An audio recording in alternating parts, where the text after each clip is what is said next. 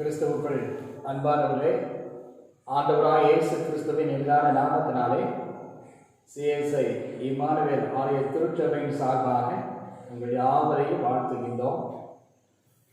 இந்த அசாதாரணமான சூழ்நிலையிலும் இணைந்து ஆலயத்திலே கூடி ஆராதிக்க முடியாத நேரத்திலே இணையதளம் மூலமாக உங்களோடு கூட இந்த ஆராதனை பங்கெடுப்பதிலே மிகுந்த மகிழ்ச்சி அடைகின்றோம். இந்த ஆராதனை நீங்கள் எல்லாரும் இணைந்து ஆண்டவரை துதித்து பாடவும் ஆண்டவருடைய நாமத்தை மகிமைப்படுத்தவும் அன்பாய் அழைக்கின்றோம். இப்பொழுது நாம் யாவரும் இணைந்து ஜெபித்து இந்த ஆராதனையை நாம் ஆரம்பிக்கலாம். ஜெபம் செய்வோம். கிருபை நிறைந்த எங்கள் அன்பின் ஆண்டவரே, இந்த மகிமையான ஆராதனை வேலைக்காக உமக்கு ஸ்தோத்திரங்களை ஏறெடுக்கின்றோம். தேவாதி தேவன் இம்மட்டும் எங்களோடு கூட இருக்கின்ற ஆண்டவராக இருக்கின்றீர். எங்களை வழிநடத்துகின்ற ஆண்டவராக இருக்கின்றீர். இக்கட்டான நேரத்திலும் ஆண்டவரே, இடுக்கட்டான நேரத்திலும் ஆண்டவர் எங்களோடு கூட இருக்கின்றீர். உமக்கு ஸ்தோத்திரம். இப்பொழுதும் ஆண்டவரே, இந்த ஆராதனையிலே ஆண்டவருடைய அருள் பிரசன்னம் எங்களோடு கூட இருப்பதாக ஒரு மனதின் ஆவியை கர்த்தர் என்று கட்டளையிட்டருள்வீராக. நாங்கள் ஆவியோடும் உண்மையோடும் உம்மை தொழுது சேவிக்க கர்த்தரே கிருபைகளை தார். மேற்பர் ரட்சகருமாய் இயேசுவின் மூலமே ஜெபிக்கிறோம் நல்ல பிதாவே, ஆமென். யாவரும் இணைந்து 200 கீதங்கள் 9 பாடுவோம். களி கூறுவோம், கர்த்தர் நம் பட்சமே. 200 கீதங்கள் 9.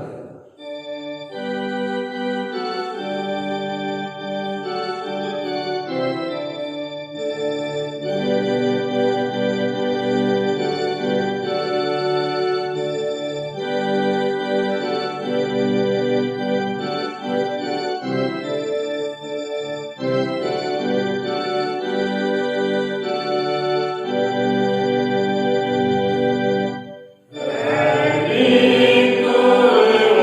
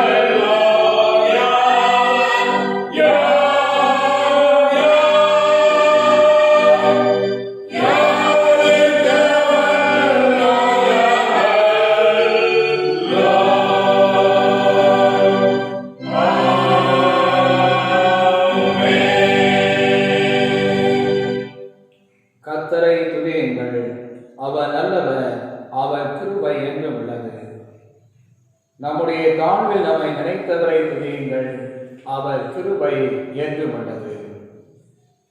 என் மீறுதலை நான் அறிந்திருக்கிறேன், என் பாவம் எப்பொழுதும் எனக்கு முன்பாக நிற்கிறது.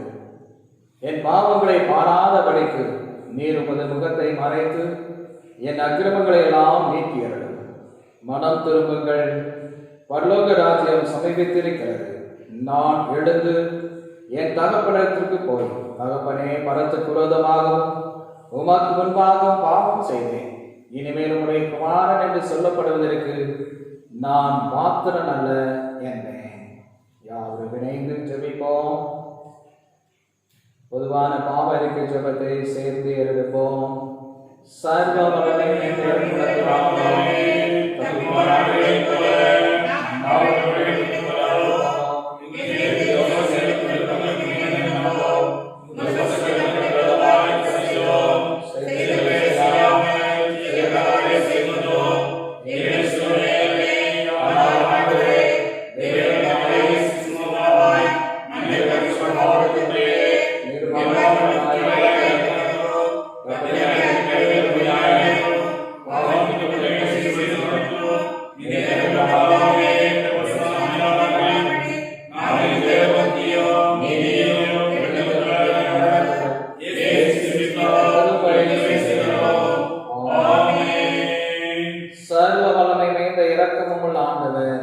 நமக்கு பாவமன்னிப்பையும் பாவத்திலிருந்து விடுதலையும் வாழ்க்கையை சீர்படுத்துவதற்கான காலத்தையும் தமது பரிசுத்தாமை கிருபையும் தேற்றரவையும் தந்தருளுவாராக.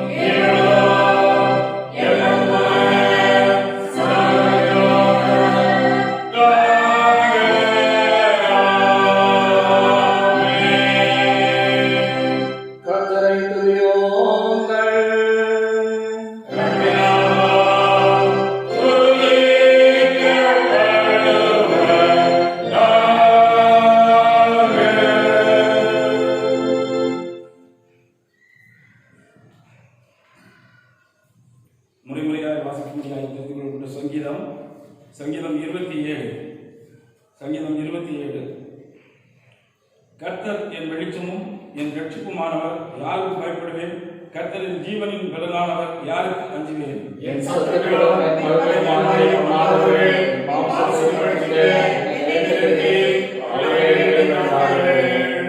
விரோதமாக ஒரு பாளையம் இறங்கினாலும் என் இருதயம் பயப்படாது.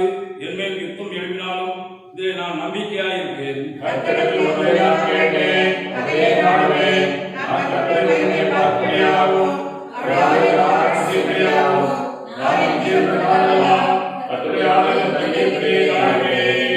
தீங்கு நாளில் அவர் என்னை தம்முடைய கூடாரத்தில் மறைத்து, என்னை தமது கூடார மறைவிலே ஒளித்து வைத்து, என்னை கண்களின் மேல் உயர்த்துவார்.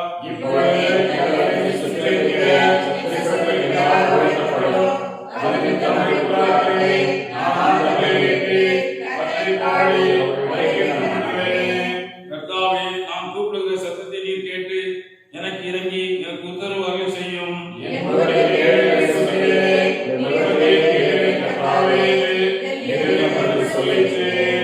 உமது முகத்தை எனக்கு மறையாதையும், நீர் கோபத்துடன் உமது அடியனை விலக்கி போடாதையும், நீரே எனக்கு சகாயர், என் ரட்சிப்பின் தேவனே, என்னை நெகிழ விடாமலும் என்னை கைவிடாமலும் இரும்.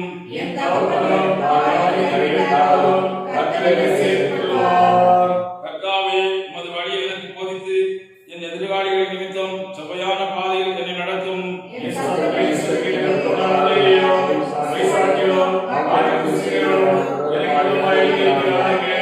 நானும் ஜீவனுள்ள தேசத்திலே கர்த்தருடைய நன்மையை காண்பேன் என்று விசுவாசியாக இருந்தால் கெட்டு போயிருப்பேன்.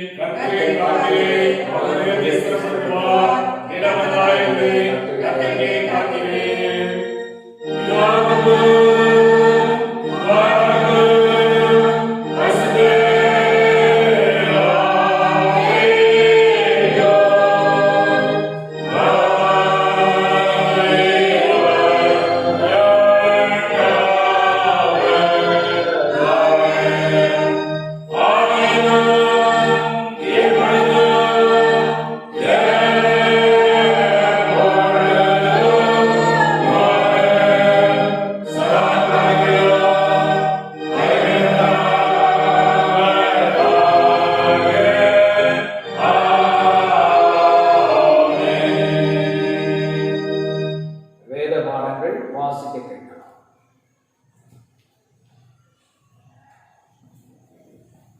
வாசிக்கப்பட்டுள்ள முதலாம் வேத பகுதி எபிரேயருக்கு எழுதின நிருபம் 11ஆம் அதிகாரம் 1 முதல் 13 வசனங்கள். எபிரேயர் 11ஆம் அதிகாரம் 1 முதல். விசுவாசமானது நம்பப்படுகளின் உறுதியும் காணப்படாதவர்களின் நிச்சயமாயிருக்கிறது. அதனாலே முன்னோர்கள் நற்சாட்சி பெற்றார்கள். விசுவாசத்தினாலே நாம் உலகங்கள் தேவனுடைய வார்த்தையினால் உண்டாக்கப்பட்டதென்றும் இவ்விதமாய் காணப்படுகிறவர்கள் தோன்றப்படுகிறவர்களால் உண்டாகவில்லை என்றும் அறிந்திருக்கிறோம். விசுவாசத்தினாலே ஆபேல் காயனுடைய பலியிலும் மேன்மையான பலியை தேவனுக்கு செலுத்தினான். அதனாலே அவன் நீதிமான் என்று சாட்சி பெற்றான். அவனுடைய காணிக்கைகளை குறித்து தேவனே சாட்சி கொடுத்தார். அவன் மரித்தும் இன்னும் பேசுகிறான். விசுவாசத்தினாலே ஏனோக்கு மரணத்தை காணாதபடி எடுத்துக் கொள்ளப்பட்டான். தேவன் அவனை எடுத்துக்கொண்டபடியினாலே அவன் காணப்படாமல் போனான். அவன் தேவனுக்கு பிரியமானவன் என்று அவன் எடுத்துக் கொள்ளப்படுவதற்கு முன்னமே சாட்சி பெற்றார். விசுவாசம் இல்லாமல் தேவனுக்கு பிரியமாயிருப்பது கூடாத காரியம். ஏனென்றால் தேவனிடத்தில் சேருகிறவன் அவர் உண்டென்றும் அவர் தம்மை தேடுகிறவர்களுக்கு பலன் அளிக்கிறவர் என்றும் விசுவாசிக்க வேண்டும். விசுவாசத்தினாலே நோவா தற்காலத்திலே காணாதவர்களை குறித்து தேவ எச்சரிக்கை பெற்று பயபக்தியுள்ளவனாகி தன் குடும்பத்தை ரட்சிப்பதற்கு வேலையை உண்டு பண்ணினான். அதனாலே அவன் உலகம் ஆக்கினிக்குள்ளானது என்று தீர்த்து விசுவாசத்தினால் உண்டாகும் நீதிக்கு சுதந்திரவாளியானான். விசுவாசத்தினாலே ஆபிரகாம் தான் சுதந்திரமாக புறப்போகிற இடத்திற்கு போகும்படி அழைக்கப்பட்ட போது கீழ்ப்படிந்து தான் போகும் இடம் இன்னதென்று அறியாமல் புறப்பட்டு போனான். விசுவாசத்தினாலே அவன் வாக்குத்தத்தம் பண்ணப்பட்ட தேசத்திலே பரதேசியை போல சஞ்சரித்து அந்த வாக்குத்தத்தத்திற்கு உடன் சுதந்திரராகிய ஈசாக்கோடும் யாக்கோபோடும் கூடாரங்களிலே குடியிருந்தான். ஏனெனில் தேவன் தாமே கட்டி உண்டாக்கின அஸ்திபாரங்கள் உள்ள நகரத்துக்கு அவன் காத்திருந்தான். விசுவாசத்தினாலே சாராளும் வாக்குத்தத்தம் பண்ணினவர் உண்மை உள்ளவர் என்று எண்ணி கற்பந்தரிக்க பலனடைந்து வயது சத்துருளாயிருந்தும் விடை பெற்றாள். ஆனபடியால் சரீர சத்தவன் என்று எண்ணத்தகும் ஒருவனாலே வானத்துள்ள பெருக்கமான நட்சத்திரங்களைப் போலவும் கடற்கரையில் உள்ள எண்ணிருந்த மணலைப் போலவும் மிகுந்த ஜனங்கள் பிறந்தார்கள்.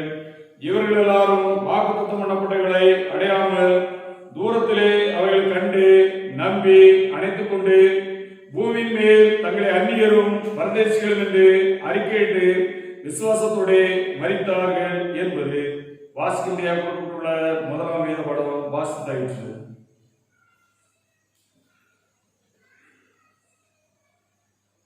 வாசிக்கப்பட வேண்டிய இரண்டாம் திருமறை பகுதி பரிசுத்த லூக்கா எழுதின சுவிசேஷம் 20ஆம் அதிகாரம் வசனங்கள் 24 முதல் 31 முடிய. யோவான் 20ஆம் அதிகாரம் வசனங்கள் 24 முதல். இயேசு வந்திருந்த போது 12 ஒருவனாகிய திதிமு எனப்பட்ட தோமா என்பவன் அவர்களுடனே கூட இருக்கவில்லை. மற்ற சீஷர்கள் கர்த்தரை கண்டோம் என்று அவருடனே சொன்னார்கள். அதற்கு அவன் அவருடைய கைகளில் ஆணிகளினால் உண்டான காயத்தை நான் கண்டு அந்த காயத்திலே என் விரலை இட்டு என் கையை அவருடைய விழாவிலே போட்டாலுடைய விசுவாசிக்க மாட்டேன் என்றான். மறுபடியும் 8 நாளைக்கு பின்பு அவருடைய சீஷர்கள் வீட்டுக்குள்ளே இருந்தார்கள். தோமாவும் அவர்களுடனே கூட இருந்தான். கதவுகள் பூட்டப்பட்டிருந்தது. அப்பொழுது இயேசு வந்து நடுவே நின்று, உங்களுக்கு சமாதானம் என்றார். பின்பு அவர் தோமாவை நோக்கி, நீ உன் விரலை இங்கே நீட்டி என் கைகளை பார், உன் கையை நீட்டி என் விலாவிலே போடு, அவிசுவாசியா இராமல் விசுவாசியா இரு என்றார். தோமா அவருக்கு பிரதியுத்தரமாக, என் ஆண்டவரே, என் தேவனே என்றான். அதற்கு இயேசு, தோமாவே, நீ என்னை கண்டதினாலே விசுவாசித்தாய், காணாதிருந்தும் விசுவாசிக்கிறவர்கள் பாக்கியவான்கள் என்றார். இந்த புஸ்தகத்தில் எழுதியிராத வேறு அநேக அற்புதங்களையும் இயேசு தமது சீஷருக்கு முன்பாக செய்தார். இயேசு தேவனுடைய குமாரனாகிய கிறிஸ்து என்று நீங்கள் விசுவாசிக்கும்படியாகவும், விசுவாசித்து அவருடைய நாமத்தினாலே நித்திய ஜீவனை அடையும்படியாகவும் இவைகள் எழுதப்பட்டிருக்கிறது என்பவைகளை வாசிக்கப்பட வேண்டிய 2ஆம் திருமுறை பகுதியை வாசித்தார்கள். நாம் யாவரும் எழுந்து நின்று நம்முடைய விசுவாசத்தை அறிக்கை செய்வோம். வானத்தையும் பூமியையும் படைத்த சர்வவல்லவராகிய தேவனை விசுவாசிக்கிறேன். அவருடைய குமாரனாகிய நம்முடைய ஆண்டவர் இயேசு கிறிஸ்துவை விசுவாசிக்கிறேன். அவர் சுத்தமானவராகிய கன்னிகையால் உதித்தெழுந்தார். பொன்னினாலே பாடுபட்டு சிலுவையிலே மரித்து அடக்கப்பட்டு பாதாளத்திலும் 3 நாள் மரணத்தில் இருந்தார். அவருடைய சர்வவல்லவராகிய தேவனை வாசிக்கிறார். அவருக்கு வேண்டுமாய் மட்டுமே எனக்கு வருவார். வசதாய் விசுவாசிக்கிறேன். முதலாய் சத்தியம் வசதாய் அடைவோம். ஆமென். சகல விடுதலும் நித்திய ஜீவனை விசுவாசிக்கிறேன். ஆமென். கர்த்தர் உங்களோடு இருப்பாராக. ஜெபம் பண்ண கடவோம். கர்த்தாவே எங்களுக்கு இரங்கும். கர்த்தாவே எங்களுக்கு இரங்கும். பரமனில் இருக்கிற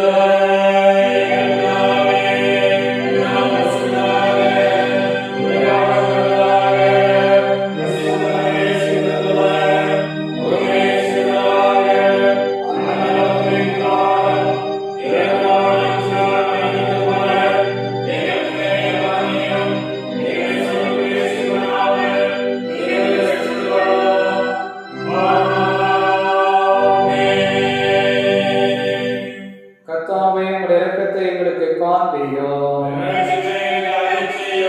உம்முடைய பணிவிடை காலக்கு நீதியை தருப்பியும்.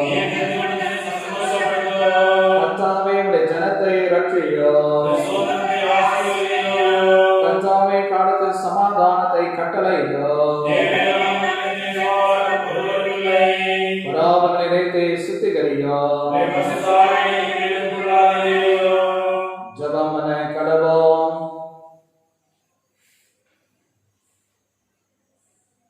உயிர்த்தெழுந்த திருநாளுக்கு பின்வரும் 1ஆம் ஞாயிற்றுக்கான சுருக்க ஜெபம். கிருபை மேல் கிருபை தருகின்ற தயவுள்ள கர்த்தாவே, உம்மை கண்டு தொட்டு விசுவாசிப்பேன் என்ற தோமாவின் விசுவாசத்தை போல அல்லாமல் காணாதிருந்தும் பற்றுறுதி கொள்ளவும், முது திருக்குமாரனின் உயிர்த்தெழுதலை விசுவாசித்து உம்மையும் ஆண்டவராகவும் கர்த்தராகவும் ஏற்று மேன்மைப்படுத்தவும், இறுதி வரை உம்மை பின்பற்றவும் எமக்கு முது தூய ஆவியானவரின் அருட்பலத்தை நிறைவாய் தந்தருள வேண்டும் என்று ஆண்டவர் இயேசு கிறிஸ்துவின் வழியாய் வேண்டிக் கொள்கிறோம்.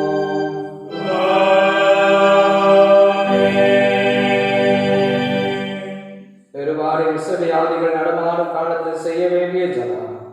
சர்வ வல்லமை தேவனே, உடைய ஜனங்கள் வனாந்தரத்திலே மோசேயையும் ஆரோனையும் எதிர்த்து அவர்களுக்கு விரோதமாய் அடங்காமல் கலகம் செய்தது நிமித்தம் அவர்கள் மேல் கோபம் கொண்டு மாதையை வரவிட்டு தாவீது ராஜாவின் காலத்திலும் கொள்ளை நோயினாலே 70,000 பேரை சங்காரம் செய்து பின்பு உமது இரக்கத்தை நினைவு கூர்ந்து மற்றவர்களை ரட்சித்தீரே. இக்காலத்திற்குரிய விசவியாவினாலே வாரிக்கொள்ளப்படுகிற ஏழை பாவங்களாய் எங்கள் மேல் மனதுருகி அப்பொழுது தேவ இரக்கமாய் பாவ பரிகாரத்தை ஏற்றுக்கொண்டு வாதையை நிறுத்தும்படி சங்காரதூதனுக்கு கட்டளையிட்டது போல இப்பொழுது எங்கள் கர்த்தராகிய இயேசு கிறிஸ்துவின் திருமுகத்தை பார்த்து இந்த கொடிய விசவியாதியை எங்களை விட்டு நீக்கி அருளும்.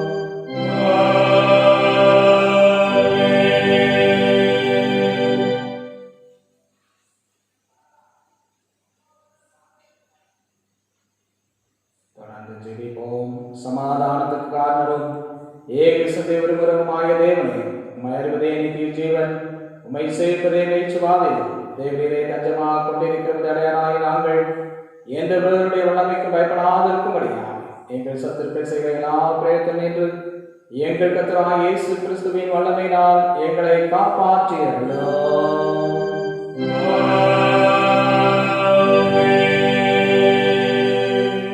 சர்வ வல்லமை நித்திய தேவனே, நாள் வரை எங்களை சுகமாய் நடத்தி வந்த எங்கள் பரமபிதாவாகிய கர்த்தாவே, இந்நாளிலும் உமது மிகுந்த வல்லமையால் எங்களை காப்பாற்றி நாங்கள் யாரும் பாவத்துக்கு உட்படாமலும் எவ்விதமான மோசத்தில் அகப்படாமலும் இந்த பார்வைக்கு நிதியானிக்கிறது எப்பொழுதும் செய்கிறதற்கு நாங்கள் செய்கிற எல்லாவற்றையும் உடைய ஆளுநரை நடத்தியுள்ள வேண்டும் என்று எங்கள் கர்த்தராகிய இயேசு கிறிஸ்துவின் மூலமாய் வேண்டிக் கொள்கிறோம்.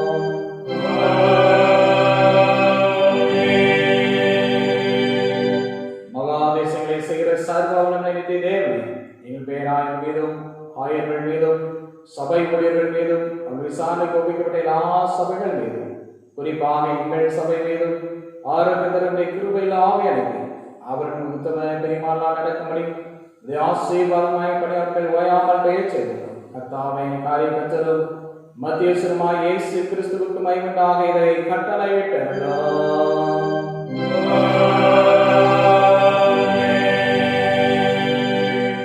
இத்தருணத்தை வருணப்பட்டு எங்கள் பொதுவான விண்ணப்பங்களை செய்ய கிருபையளித்த சர்வ வல்லமை தேவனே, 2 பேராக 3 பேராக நாமத்தினாலே கூடி வரும்பொழுது அவள் கேட்கிறவர்களை அபிஷேகங்களில் வாக்களிக்கிறேன்.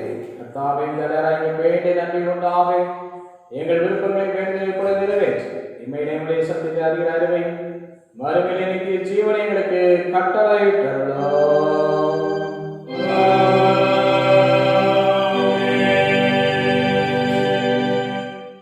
அருள் செய்திக்கு ஆயத்தமாக யாவரும் இணைந்து 200 ஆண்டு கீதங்கள் 528 பாடுவோம். 200 ஆண்டு கீதங்கள் 528. எல்லாம் இயேசுவே, எனக்கெல்லாம் இயேசுவே.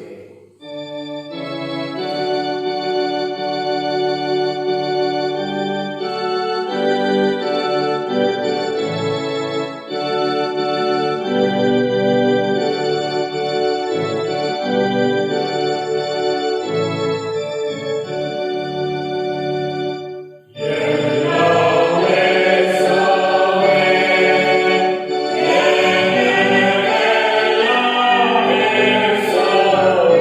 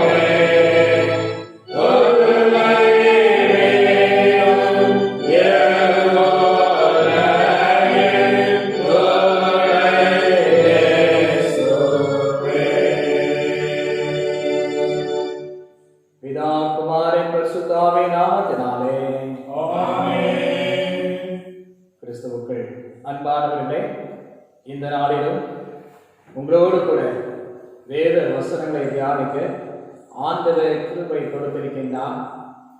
நாம் தியானிக்கும்படியாக எடுத்துக்கொண்ட வேத வசனம் எபிரேயருக்கு எழுதின நிருபம் 11ஆம் அதிகாரம் 1ஆம் வசனம்.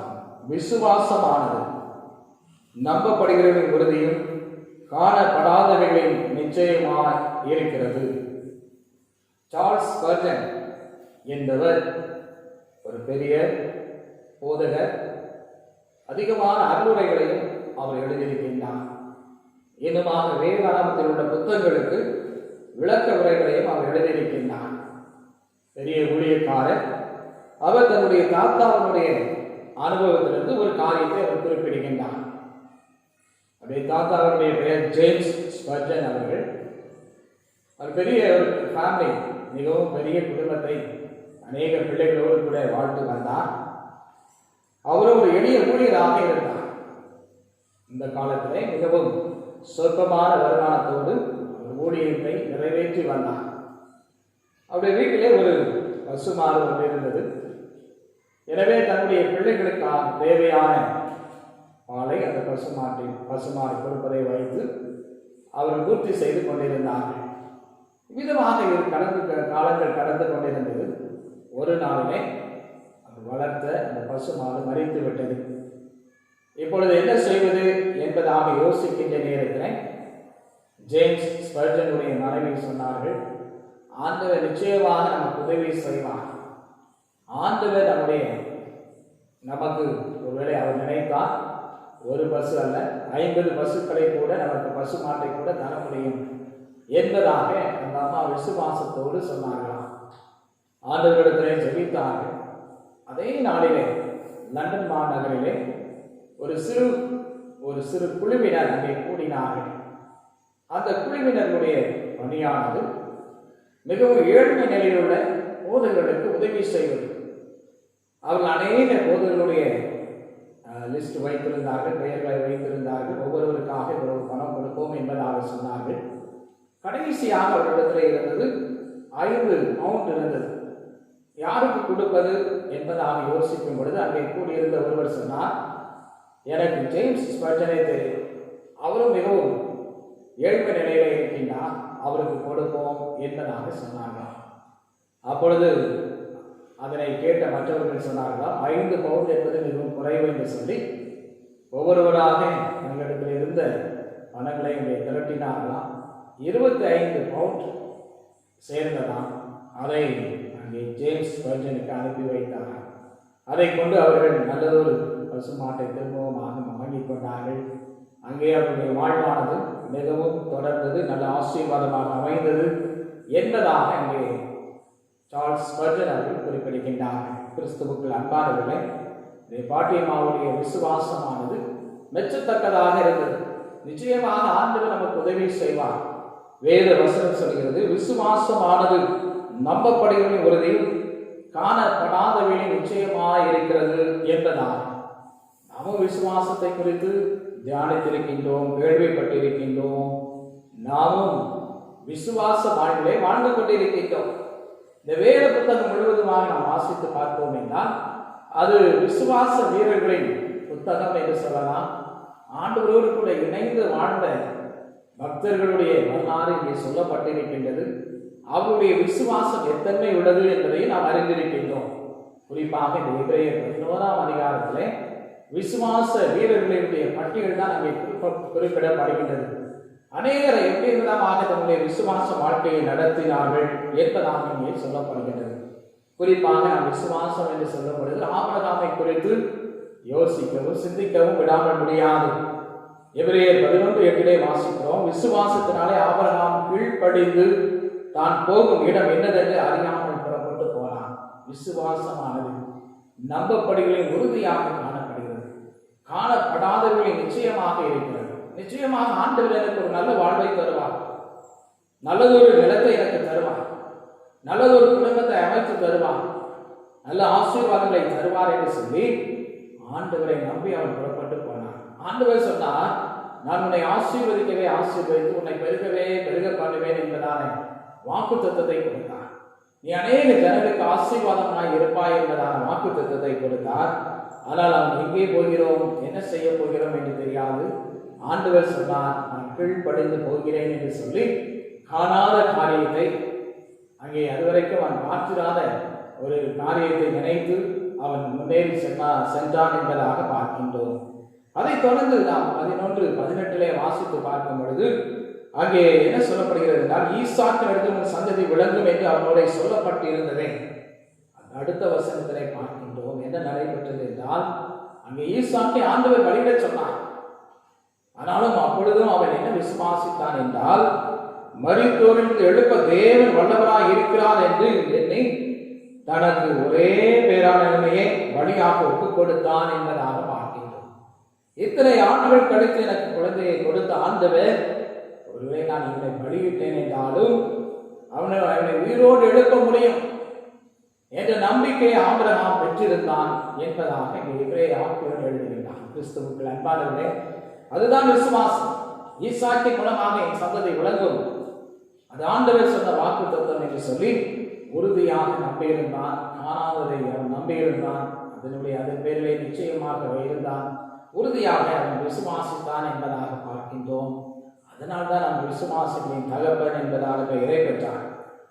அடுத்ததாக இங்கே எபிரேயர் 11:7 நாம் வாசிக்கின்றோம். நோவாவை குறித்து நாம் வாசிக்கின்றோம். விசுவாசத்தினாலே நோவா தற்காலத்திலே காணாதவர்களை குறித்து தேவ எச்சரிப்பு பெற்று பயபக்தி உள்ளவனாகி தன் குடும்பத்தை ரட்சிப்பதற்கு பேழையை உண்டு பண்ணினான் என்பதாக பார்க்கின்றோம். ஆண்டவர் சொல்கின்றார், நீ உனக்கென்று உன்னுடைய குடும்பத்திற்கென்று ஒரு பேழையை உண்டாக்கிக்கொள், பெருமழையை நான் வர்ஷிக்க செய்வேன் என்பதாக சொன்னார். இந்த உலகத்தை நான் அழித்து போட போகிறேன் என்று சொன்ன பொழுது நோவா விசுவாசித்து தன்னுடைய குடும்பத்தை ரட்சிப்பதற்காக பேழையை உண்டு பண்ணினான் என்பதாக பார்க்கின்றோம். கிறிஸ்துவுக்குள் அன்பானவர்களே, ஏராளமான உதாரணங்களை நாம் சொல்லிக்கொண்டே செல்லலாம். இதெல்லாம் நம்முடைய விசுவாசத்திற்கு ஆதாரமாகவும் நம்முடைய விசுவாசத்தை வர்த்திக்கப்படுவதற்கு உதாரணமாகவும் இவைகள் அமைகின்றது என்பதாக நாம் பார்க்கின்றோம். இந்த நாளிலுமாக நம்முடைய விசுவாசம் விவிதமாக இருக்கின்றது. நமக்கு ஆண்டவர் கொடுத்திருக்கின்ற இந்த நம்பிக்கையின் வாழ்வு, இந்த விசுவாச வாழ்வை நாம் எப்படிப்பட்டவர்களாக இருக்கின்றோம் என்பதை நாமே சிந்தித்து பார்க்க நாம் அழைக்கப்படுகின்றோம். இந்த நாளிலே நாம் ஆண்டவராகிய இயேசு கிறிஸ்துவானுடைய வாழ்க்கையிலிருந்து 3 காரியங்களை நாம் சிந்திக்க இருக்கின்றோம் விசுவாசத்தை குறித்து. முதலாவதாக நாம் லூக்கா எழுதின சுவிசேஷம் 7ஆம் அதிகாரம் 1 முதல் 10 வசனங்களை வாசித்து பார்த்தோம் என்றால், அங்கே 100க்கு அதிபதியை குறித்து நாம் வாசிக்கிறோம். அவனுக்கு பிரியமான வேலைக்காரன் வியாதிப்பட்டு மரண அவஸ்தையா இருந்தான் என்பதாக நாம் வாசிக்கின்றோம். இந்த 100க்கு அதிபதி ஆண்டவரிடத்திலே செய்தி சொல்லி அனுப்புகின்றான். நான் உம்மிடத்தில் வரவும் என்னை மாத்திரனாக எண்ணவில்லை, ஒரு வார்த்தை மாத்திரம் சொல்லும், அப்பொழுது வேலைக்காரன் சொஸ்தமாவான். ஆண்டவரே, நீர் இங்கே வர வேண்டாம், நானும் அங்கே வருவதற்கு நான் மாத்திரனாக எண்ணவில்லை, ஆனால் ஒரு வார்த்தை மாத்திரம் சொல்லும், என் வேலைக்காரன் சுகம் அடைவான் என்பதாக சொல்லுகின்றான். இது எவ்விதமாக ஆண்டவர் அவனை வெற்றி பேசுகின்றார் என்றால், இயேசு ஆச்சரியப்பட்டு, இஸ்ரவேலருக்குள்ளும் நான் இப்படிப்பட்ட விசுவாசத்தை காணவில்லை என்று உங்களுக்கு சொல்லுகிறேன் என்பதாக ஆண்டவர் சொல்லுகின்றான். கிறிஸ்துவுக்குள் அன்பானவர்களே, முதலாவதாக இந்த 100க்கு அதிபதியினுடைய விசுவாசம், அது ஒரு ஆச்சரியமான, ஆண்டவரே ஆச்சரியப்படக்கூடிய ஒரு விசுவாசத்தை அவன் பெற்றிருந்தான் என்பதாக நாம் பார்க்கின்றோம். அனுப்பப்பட்டவர்கள் வீட்டுக்கு திரும்பி வந்தபோது வியாதியாய் கிடந்த வேலைக்காரன் சுகம் அடைந்திருக்கிறதை கண்டார்கள் என்பதாக பார்க்கின்றோம். இது போன்ற விசுவாசம் எல்லாரும் ஆச்சரியப்பட வேண்டும். ஒரு வார்த்தை சொன்னால் போதும், ஆண்டவர் எனக்கு எந்த ஒரு வாக்கு தத்துவத்தை கொடுத்தால் போதாது, நிறைவேறும் என்ற ஒரு நம்பிக்கை நமக்கு அவசியமாக இருக்கின்றது. ஒருவேளை நம்மை சூழ இருக்கின்றவர்கள் பார்க்க வேண்டும், நம்முடைய குடும்பத்தார், நம்மை சுற்றிலும் இருக்கின்ற மற்றவர்கள் நம்முடைய விசுவாசத்தை பார்க்க வேண்டும். அதன் மூலமாக அவர்கள் ஆண்டவரை கண்டடைந்து கொள்ள வேண்டும். இங்கே இயேசுவானவரே இந்த 100க்கு அதிபதியினுடைய விசுவாசத்தை மெச்சு பேசுகின்றார், ஆச்சரியம் அடைகின்றார். கிறிஸ்துவுக்குள் அன்பானவர்களே, இது போன்ற விசுவாசம் நமக்கு அவசியமாக இருக்கின்றது. இரண்டாவதாக மத்தேயு எழுதின சுவிசேஷம் 15ஆம் அதிகாரம் 21 முதல் 28 வசனங்களை வாசித்து பார்ப்போம் என்றால், அங்கே ஒரு பெண்மணி சிரோபேனிகா, கானான் தேசத்து பெண்மணி, கானானிய ஸ்திரீ ஆண்டவரிடத்திலே வேண்டிக் கொள்கின்றார். என் மகள் பிசாசினால் கொடிய வேதனைப்படுகிறாள் என்று சொல்லி கூப்பிட்டாள் என்பதாக பார்க்கின்றோம். இங்கே இந்த பெண்மணியினத்திலே காணப்பட்ட விசுவாசமானது அது அசைக்க முடியாத ஒரு விசுவாசத்தை நாம் பார்க்கின்றோம். ஆண்டவரை குறித்து கேள்விப்பட்டிருக்கின்றால் நிச்சயமாக ஆண்டவரால் என்னுடைய மகளுக்கு சுகம் கொடுக்க முடியும், வேறு வழியே இல்லை, ஆண்டவர் தான் எனக்கு என்னுடைய மகளுக்கு சுகம் கொடுக்க முடியும் என்ற ஒரு நம்பிக்கை விசுவாசம் அவளுக்குள்ளாக உறுதியாக இருந்தது. எனவே அங்கே ஆண்டவரை அவள் பற்றி கொண்டால், ஆண்டவரிடத்திலே அங்கே கூப்பிடுகின்றால், வேண்டிக் கொள்கின்றார். ஆனால் ஆண்டவர் அமைதியாக செல்கின்றார். சீடர்களை பார்க்கின்றார்கள், என்ன ஆண்டவர் விதமாக செல்கின்றார் என்று சொல்லி அவர்கள் சொல்லுகின்றார்கள், இவள் நம்மை தொடர்ந்து கூப்பிடுகிறாளே என்று சொல்லுகின்றார். ஆண்டவர் சொல்கின்றார், காணாமல் போன ஆடுகளாக இஸ்ரவேல் வீட்டார்களுக்கு அனுப்பப்பட்டனே என்று மற்றபடி அல்ல என்றார் என்பதாக சொல்கின்றார். அப்பொழுதும் அந்த பெண்மணி திரும்பவுமாக ஆண்டவரிடத்திலே கேட்கின்றார். 25ஆம் வசனத்திலே, ஆண்டவரே உதவி செய்யும் என்று அவரை பணிந்து கொண்டாள் என்பதாக பார்க்கின்றோம். ஆண்டவரை விடுவதாக இல்லை, ஆண்டவர் தான் எனக்கு உதவி செய்ய முடியும் என்று சொல்லி அசைக்க முடியாத ஒரு திடமான ஒரு விசுவாசத்தை பெற்றிருந்தார் என்பதாக பார்க்கின்றோம். மீண்டும் ஆண்டவர் சொல்கின்றார், மெய்தான் பிள்ளைகளின் அப்பத்தை எடுத்து நாய்க்குட்டிகளுக்கு போடுவது நல்லதல்ல என்பதாக ஆண்டவர் சொல்கின்றார். இப்பொழுது ஆண்டவர் இன்னும் அந்த பெண்மணியை சற்று தூரம் பெற்றோம் என்பதாக யோசித்து அவருடைய விசுவாசத்தை இன்னும் தூண்டி விடுகின்ற ஆண்டவராக, அவருடைய எவ்வளவு விசுவாசம் அவளுக்கு இருக்கிறது என்பதை பார்க்கும்படியாக ஆண்டவர் விதமாக சொல்கின்றார். அப்பொழுதும் அந்த பெண்மணி விடுவதாக இல்லை. மெய்தான் ஆண்டவரே, ஆகிய நாய்க்குட்டிகள் தங்கள் எஜமான்களின் மேஜிலிருந்து விட துணிக்கைகளை தின்னுமே என்றால் என்பதாக பார்க்கின்றோம். அப்பொழுதுதான் ஆண்டவர் அங்கே சொல்கின்றார், ஸ்திரியே உன் விசுவாசம் பெருகு, நீ விரும்புகிறபடி உனக்கு ஆக கடவுது என்று சொல்லி அங்கே அவருடைய மகளுக்கு சுகத்தை கொடுத்தார். கிறிஸ்துவுக்குள் அன்பானவர்களே, நம்முடைய விசுவாசம் அவனமாக இருக்க வேண்டும். ஆண்டவர் நிச்சயமாக எனக்கு உதவி செய்வார். என்னுடைய வாழ்விலே, என்னுடைய பிள்ளைகளுடைய வாழ்விலே, என் பேரக்குழந்தைகளுடைய வாழ்விலே ஆண்டவர் நிச்சயமாக உதவி செய்வார் என்று சொல்லி ஆண்டவரை உறுதியாக பற்றிக்கொள்ள நாம் அழைக்கப்படுகின்றோம். இங்கே ஆண்டவர் சொல்கின்றார், ஸ்திரியே உன் விசுவாசம் பெருகு. ஆண்டவர் நம்மை பார்த்தும் அவ்விதமாக சொல்ல வேண்டும். அப்பொழுது ஆண்டவர் நம்முடைய வாழ்விலே அவர் அதிசயங்களை செய்கின்ற ஆண்டவராக இருக்கின்றார். அடுத்தபடியாக லூக்கா எழுதின சுவிசேஷம் 8ஆம் அதிகாரம் 41 முதல் 56 வசனங்களை வாசித்து பார்ப்போம் என்றால் அங்கே 2 பேரை பார்க்கின்றோம். ஒரு பெண்மணியையும் ஜெபாலய தலைவி எவரையும் பார்க்கின்றோம். இந்த 2 பேருடைய விசுவாசமும் ஒரு அற்புதமான விசுவாசம் என்பதாக பார்க்கின்றோம். இந்த பெண்மணி 12 ஆண்டுகள் அவள் சுகவீனமாக இருக்கின்றார்.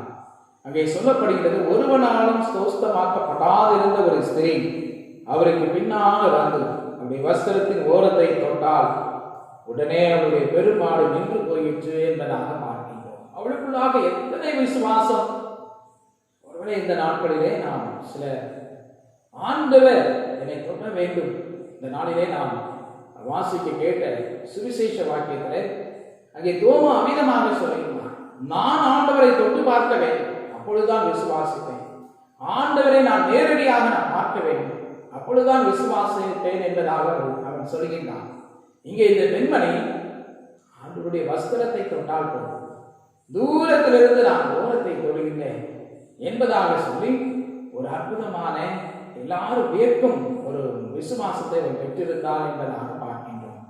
அவள் அமிதமாக விசுவாசத்தோடு தொட்டால் சுகத்தை பெற்றுக்கொண்டாள் என்பதாக நாம் வாசித்து அறிந்திருக்கின்றோம். கிறிஸ்துவுக்கு அன்பானவர்களே, அங்கும் ஆண்டவர் சொல்கின்றார், மகளே திடன்படு, உன் விசுவாசம் உன்னை ரட்சித்தது, சமாதானத்தோடே போ என்பதாக சொல்கின்றார். அது மாத்திரமல்ல, அதுக்கு அடுத்தபடியாக எவரை குறித்து நாம் பார்க்கின்றோம். எல்லாரும் வந்து சொல்கின்றார்கள், உம்முடைய குமாரத்தை மரித்து போனார், போதகரை வருத்தப்படுத்த வேண்டாம். அங்கே வந்து செய்தி சொல்கின்றார்கள், உன்னுடைய மகள் மரித்து போனார், நீ போதகரை தொந்தரவு செய்ய வேண்டாம் என்பதாக சொல்கின்றார்கள். ஆனால் ஆண்டவர் அதை கேட்டு, பயப்படாதே, விசுவாசம் உடவனாய், அப்பொழுது அவள் ரட்சிக்கப்படுவாள் என்பதாக ஆண்டவர் சொல்கின்றார். எவ்விரவும் நம்பி ஆண்டவரை அழைத்துக் கொண்டு சென்றார். இங்கே ஆண்டவர் அவனுடைய மகளை உயிரோடு எழுப்பி கொடுத்தார் என்பதாக பார்க்கின்றோம். பிள்ளையை எழுந்து என்று சொல்லி அவள் உயிர் திரும்ப வந்தது என்பதாக நாம் வாசிக்கின்றோம். கிறிஸ்துவுக்குள் அன்பானவர்களே, எவருடைய விசுவாசம் மிகவும் ஒரு அற்புதமான விசுவாசம் என்று நாம் சொல்ல வேண்டும். அங்கே வந்து சொல்கின்றார்கள், என்னுடைய மகன் மரித்து போனான், என்னை தொந்தரவு செய்யவே வேண்டாம் ஆண்டவரை என்பதாக சொல்கின்றார்கள். ஆனால் அவன் ஆண்டவருடைய வார்த்தையை கேட்டு ஆண்டவரிடத்திலே மிகுந்த விசுவாசம் உடையவனாக இருந்தான். ஆண்டவர் நிச்சயமாக என்னுடைய மகளை உயிரோடு எழுப்ப முடியும் என்ற நம்பிக்கையை பெற்றிருந்தான். கிறிஸ்துவுக்குள் அன்பானவர்களே, இந்த நாளிலுமாக இந்த ஆராதனை மூலமாக நாம் ஆண்டவரை நோக்கி பார்க்கின்றோம். வேதம் சொல்கிறது, விசுவாசமானது நம்பப்படுகளின் உறுதி, காணப்படாதவன் நிச்சயமாக இருக்கிறது என்பதாக சொல்கின்றது. நாம் எப்படிப்பட்ட விசுவாசத்தை பெற்றிருக்கின்றோம்? பார்க்கின்ற காரியத்தை தான் விசுவாசித்துக் கொண்டிருக்கின்றோமா? கண்கூடாக பார்க்கின்ற வாழ்வை தான் இது வாழ்வு என்று யோசித்துக் கொண்டிருக்கின்றோமா? அல்லது ஆண்டவரினுடைய வாழ்விலே விதமாக காரியங்களை செய்ய முடியும் என்று நாம் விசுவாசத்தோடு இருக்கின்றோமா என்று சிந்தித்து பார்க்க ஆண்டவர் அழைக்கின்றார். ஆண்டவரால் எனக்கு சுகம் கொடுக்க முடியும், ஆண்டவரால் என்னுடைய குடும்ப வாழ்விலே நன்மைகளை தர முடியும், ஆண்டவரால் என்னுடைய பிள்ளைகளுடைய வாழ்விலே அதிசயங்களை செய்ய முடியும் என்று உறுதியாக நம்ப ஆண்டவர் நம்மை அழைக்கின்றவராக இருக்கின்றார். எல்லாரும் சொல்லலாம், அன்று எவரிடத்திலே வந்து சொன்னதை போல, இவ்வளவுதான், எல்லாம் முடிந்து விட்டது, இட்ஸ் ஆல் ஓவர் என்பதாக நம்மிடத்திலே சொல்லலாம். எல்லாம் முடிந்து விட்டது, இனி ஆண்டவரை வருத்தப்படுத்த வேண்டாம் என்பதாக சொல்லலாம். இது உலகத்தினுடைய பார்வையாக இருக்கிறது, அவிசுவாசங்களுடைய எண்ணமாக இருக்கிறது, விசுவாசம் இல்லாத மாறுபாடு உள்ள ஜனங்களின் சிந்தனையாக இருக்கிறது. ஆனால் நமக்கு தெரியும், நம்முடைய ஆண்டவர் பெரியவர், நம்முடைய ஆண்டவர் வல்லவர், அவர் சர்வத்தையும் ஒரு நொடி பொழுதே மாற்ற வல்லமை நிறைந்த ஆண்டவர், அவர் உயிரோடு எழுந்த ஆண்டவர், மரணத்தின் மீது ஜெயத்தை பெற்று தந்த ஆண்டவர். எனவே அந்த ஆண்டவர் மீது நாம் உறுதியான நம்பிக்கையும் விசுவாசத்தை வைத்திருக்கின்றோம். வேதம் சொல்கிறது, நாம் ஏசாயா 26:3 வாசிக்கின்றோம், உம்மை உறுதியாய் பற்றி கொண்ட மனதை உண்மையே நம்பியிருக்கிறபடியால் நீர் அவனை பூர்ண சமாதானத்துடன் காத்துக் கொள்வீர். ஆண்டவரையே நம்பியிருக்க வேண்டும், ஆண்டவரை உறுதியாக பற்றிக் கொள்ள வேண்டும். நாம் இந்த நாளில் சிந்தித்த ஒவ்வொரு நபர்களும் அவிதமான விசுவாசத்தை உடையவர்களாக இருந்தார்கள். ஆண்டவர் 100% விசுவாசத்தை மெச்சு பேசினார், ஆச்சரியப்பட்டார். அடுத்தபடியாக அந்த கானானிய ஸ்திரீனுடைய விசுவாசம், ஆண்டவரே, அந்த ஆண்டவர் சொன்னார், ஸ்திரீயே உன் விசுவாசம் பெரிது என்று சொல்லி அவருடைய அசைக்க முடியாத விசுவாசத்தை குறித்து ஆண்டவர் அங்கே சாட்சியாக ஆண்டவரே சாட்சி கொடுத்தார் என்பதாக பார்க்கின்றோம். எவருடைய விசுவாசம் எத்தனை பெரிது என்பதாக நாம் அறிந்திருக்கின்றோம். அங்கே எல்லாரும் சொன்னார்கள், முடிந்து விட்டது, மகள் மரித்து போனார். ஆனால் ஆண்டவர் மீண்டுமாக உயிரோடு எழுத செய்தார். கிறிஸ்துவுக்கு அன்பானவர்களே, நம்முடைய வாழ்விலே நாம் இழந்து நிற்கின்றோமோ அல்லது நம்முடைய வாழ்விலே இவ்வளவுதான் என்று யோசிக்கின்ற நேரத்தில் ஆண்டவர் புதிய வாழ்வையும் புதிய நம்முடைய விசுவாசத்தை தூண்டி எழுப்பி புதிய ஆசீர்வாதத்தை கொடுக்க அவரால் முடியும், புதிய நன்மைகளை அவரால் கொடுக்க முடியும். ஆனால் நாம் அவரிடத்தில் விசுவாசம் உள்ளவர்களாக இருக்க வேண்டும். ஆண்டவர் என்று சொன்னார், பயப்படாதே, விசுவாசம் உள்ளவனாயிரு. அதே செய்தியானது என்று நமக்கு சொல்லப்படுகிறது. பயப்படாதே மகனே, பயப்படாதே மகனே, என்னிடத்திலே விசுவாசம் உள்ளவனாயிரு, விசுவாசம் உள்ளவனாயிரு என்பதான செய்தியை ஆண்டவர் நமக்கு கொடுக்கின்றார்.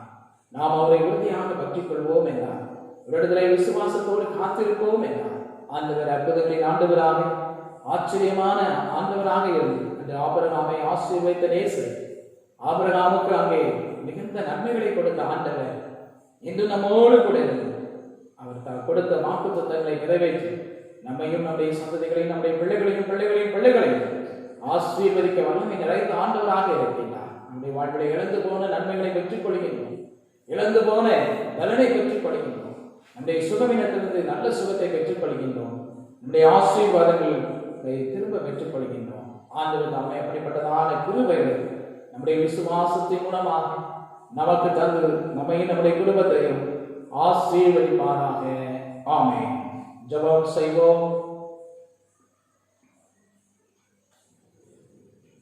கிருபையும் அன்பும் நிறைந்த எங்கள் ஆண்டவரே, இந்த மகிமையான ஆராதனை வேலைக்காக உமக்கு ஸ்தோத்திரங்களை ஏறெடுக்கின்றோம்.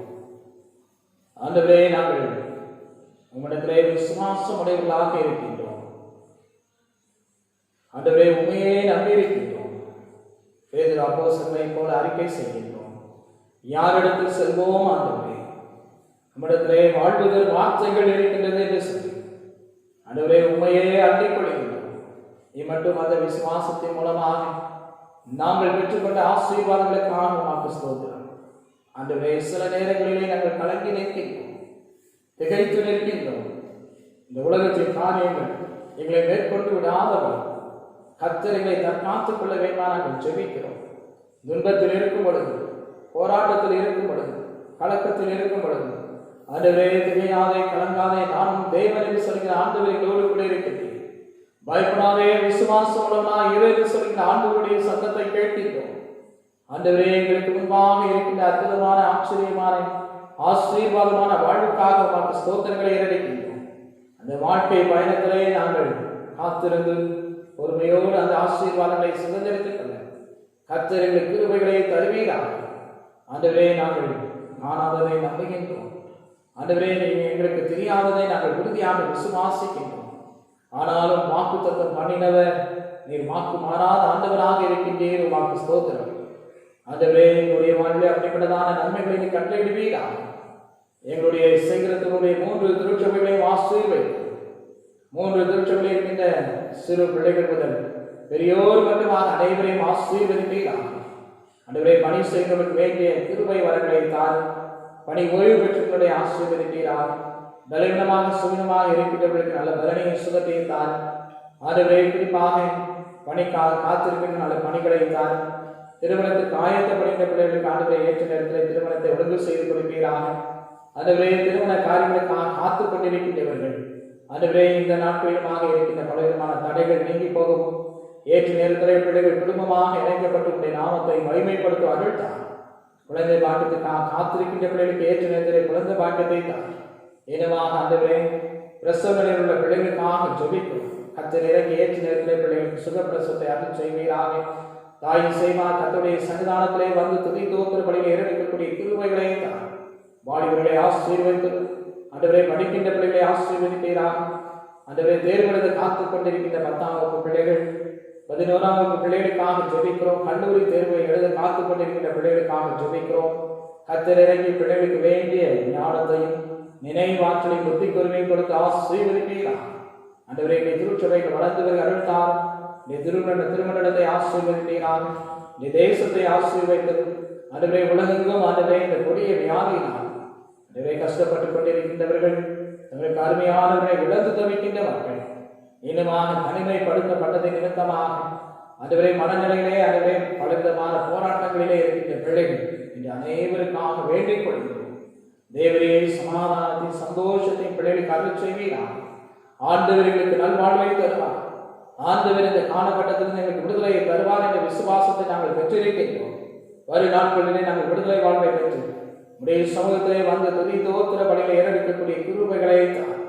இந்த ஆராதனை உதவியாக இருந்த அனைவரை கர்த்தரை ஆசீர்வதிப்பீராக.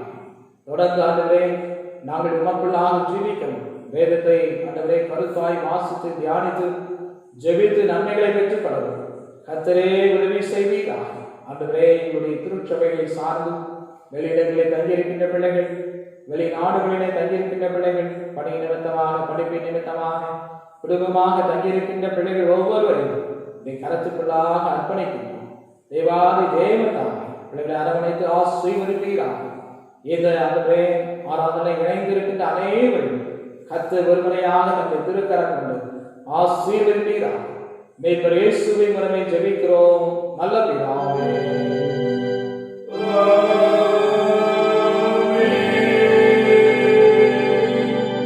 தேவனுடைய இரக்கமுள்ள கிருபைக்கு பராமரிப்பும் நோக்குவிக்கிறோம். கர்த்தர் உங்களை ஆசீர்வதித்து காக்க கடவர். கர்த்தர் தம்முடைய திருமுகத்தை பிரகாசிக்க பண்ணி உங்கள் மீது கிருபையாய் இருக்க கடவர். கர்த்தர் தம்முடைய திருமுகத்தை பிரசனமாகி உங்களுக்கு சமாதானம் கட்டளையிட கடவர். பிதா குமாரன் பரிசுத்த ஆவியாகிய சர்வ வல்லமை பொருந்திய தேவனுடைய ஆசீர்வாதம் உங்களுக்குள்ளே இருந்து எப்பொழுதும் உங்களோட நிலைத்திருக்க கடவது.